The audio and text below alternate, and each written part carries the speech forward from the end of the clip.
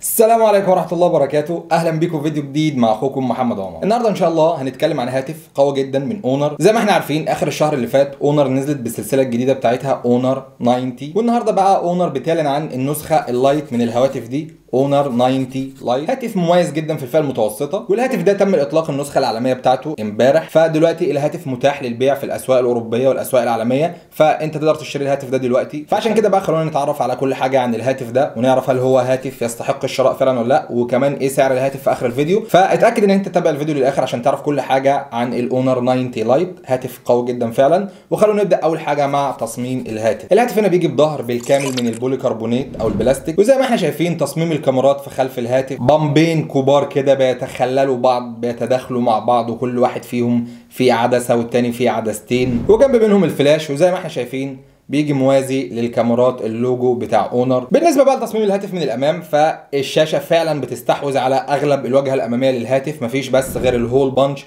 وبيزل خفيفه جدا موجوده اسفل الهاتف ملحوظه. اما البيزل بتاع الجنبين ومن اعلى الهاتف فهي تكاد تكون مش موجوده اصلا. الهاتف نقدر تحط له شريحتين 5G وما تقدرش تحط له كارت ميموري. والشاشه العملاقه الموجوده في الهاتف هنا شاشه بحجم 6.7 بوصه من نوع IPS LCD فول HD بلس بكثافه بكسلات 391 بكسل بير انش، ومعدل تحديث الشاشه 90 هرتز. شاشه تقليديه نوعا ما في الفئه السعريه دي، شاشه IPS فول HD مفيش فيها اي جديد، و90 هرتز عادي جدا خالص في الفئه السعريه دي، مفيش فيها اي مشاكل. ولكن بالعكس كنا نطمح في فئه الهاتف السعريه دي ان هم يعملوا ابجريد شويه، يخلوها مثلا شاشه اموليد فيكون فيها مواصفات اعلى من كده شويه، فكان هيبقى افضل. ولكن ستيل ممشيه الحال معاك. المعالج الموجود في الهاتف هنا هو من شركه ميديا تك ومن نوع دايمنستي 6020 بدقه تصنيع 7 نانومتر. معالج موفر جدا في الطاقه وحاجه مميزه. اداء الهاتف هنا مع الالعاب هيكون كويس جدا معاك، هتقدر تلعب عليه بكل اريحيه مفيش اي مشاكل، وكمان مش هتواجه معاه اي لاج خالص وانت بتلعب او انت بتتصفح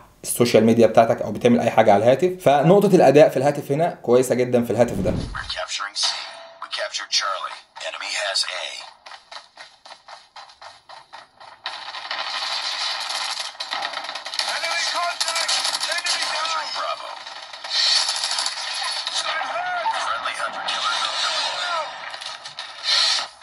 Sight. Keep on them. Sentry gun deployed. Enemy down.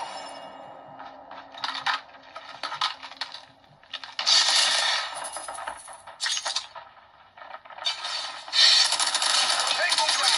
Recon ready for deployment. Tango down. Headshot. Sentry gun ready for deployment. We're capturing it. Sentry gun deployed. الهاتف هنا بيجي بمساحه تخزين وحيده 256 جيجا مع 8 جيجا رامات. والهاتف هنا بيجي باحدث واجهه من اونر ماجيك يو اي 7.1 المبنيه على اندرويد 13. الكاميرا السيلفي الموجوده في الهول بانش هنا 16 ميجا بكسل بفتحه عدسه f2.5 وبتصور فيديوهات 1080p 30 فريم في الثانيه. اداء الكاميرا دي اداء جيد جدا مفيش فيه اي مشاكل. والافضل طبعا من ناحيه الاداء هو الكاميرات الخلفيه. الهاتف هنا بيجي بثلاث كاميرات في الظهر، كاميرا اساسيه بدقه 100 ميجا بكسل بفتحه عدسه f1.9، والعدسه الثانيه 5 ميجا بكسل ودي عدسه الالترا وايد بفتحه عدسه f2.2. رقم غريب جدا ان هم يحطوا الترا وايد 5 ميجا بكسل، طب كنت ما تحطهاش حتى يعني. والعدسه الاخيره 2 ميجا بكسل بفتحه عدسه f2.4 ودي كاميرا الماكرو عشان تقدر تعمل زوم وتقرب تاخد تفاصيل قريبه جدا من الكاميرا.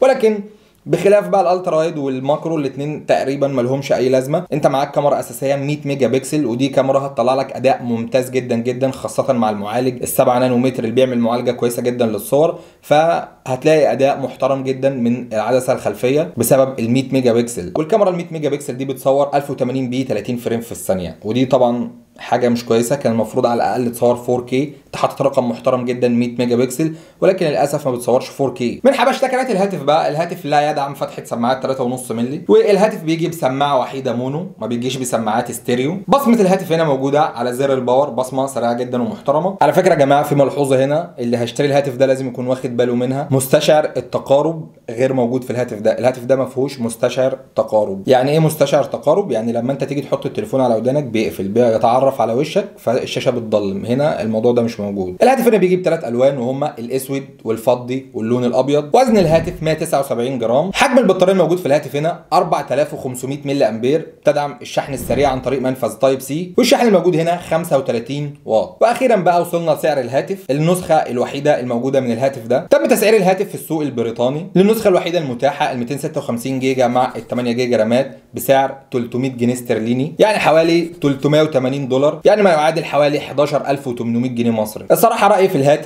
الهاتف تسعيره مبالغ فيه شويه. انت تقدر تاخد بالسعر ده هاتف بيديك امكانيات اعلى من كده. انت عندك الشاشه متواضعه، المعالج هو اللي كويس، والكاميرات بتاعته العدسه الخلفيه كويسه، ولكن في حاجات كتير متواضعه. وحجم البطاريه 4500 ملي امبير على حجم الشاشه ده كله الصراحه مش موفقه جدا. يعني انت اقل حاجه دلوقتي الناس بتحطها 5000 ملي امبير و6000 ملي امبير، ولكن 4500 ملي امبير مش قوي يعني. و380 دولار سعر عالي شويه على هاتف بالمواصفات دي. تقدر في الفئه السعريه دي تاخد هواتف افضل من كده. يعني ممكن مثلا تشوف التيربو من شاومي، تقدر مثلا تشوف الجي تي نيو 5 اس اي من ريلمي، تقدر تشوف هواتف كتير في الفئه السعريه دي. انت دور بس وهتلاقي، لو انت بتدور على قيمه مقابل سعر. ولكن لو انت فان لاونر وبتعجبك الهواتف بتاعتهم، وهم الصراحه شركه محترمه برضو، تقفيل الهواتف بتاعتهم تبقى حاجه كويسه جدا وعاليه، تقدر تشتري الهاتف ده لو انت حابب كده اكيد. وبس كده، دي كل حاجه عن الاونر 90 لايت. لو عجبك الفيديو بقى ما تنساش تعمل لايك للفيديو، تعمل سبسكرايب للقناه، وتفعل زر الاشعارات عشان ما يفوتكش اي فيديوهات جديده على القناه ان شاء الله.